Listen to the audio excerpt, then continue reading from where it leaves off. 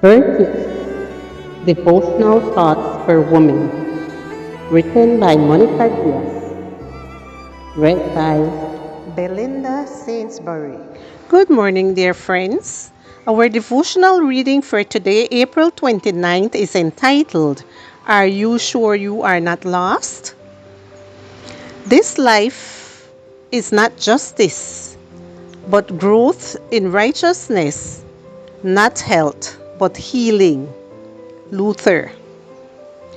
A grandmother was strolling through a shopping center with her 5-year-old grandson when, in a moment of carelessness, the little one got lost. Feeling distressed, she sounded the alarm and security guards started looking for him. After 20 minutes of crying and praying, the grandmother saw an officer at a distance bringing her grandson by the hand. Now she was crying for joy. When they were reunited and the little one saw her tears, he asked, "Why are you crying, Grandma? Are you lost?" Being lost without knowing, as happened to the little boy in this story, is something that could happen to us, because there are two ways of being lost: out of church, like the prodigal son, or in the church, like the lost sheep and coin. Something that might happen while being in the church is that, knowing we are lost, we don't know how to return, because in our minds we understand the gospel, but our works denies its efficacy.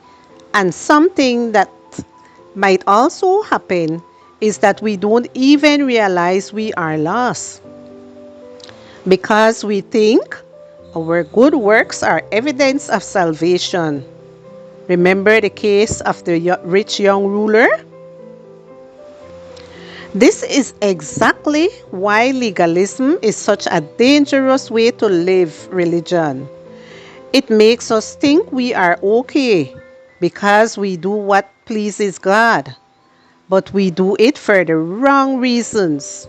Therefore, Jesus also told this parable about the tax collector and the Pharisee to people who were sure of their own goodness and despised everybody else. Luke 18:9.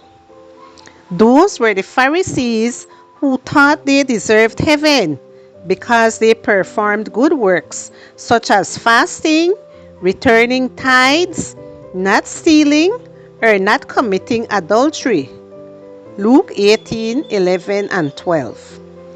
But their good works were precisely what prevented them from realizing they were lost, because they led them to the self-deception of a proud satisfaction. Ellen G. White wrote, "Professors of religion are not willing to closely examine themselves to see whether they are in the faith. They seem to think that a profession of the truth will save them. And that's why they are lost, because this is the worst situation of all." How about you? Do you trust in your works, in the faith you profess, to such an extent that you don't examine yourselves carefully to see if you are lost?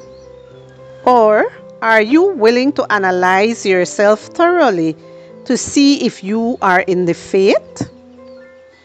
Salvation does not come from professing faith, but from believing in Christ and loving Him with all our being.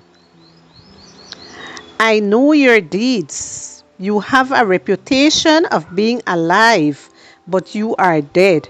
Revelation chapter 3 and verse 1.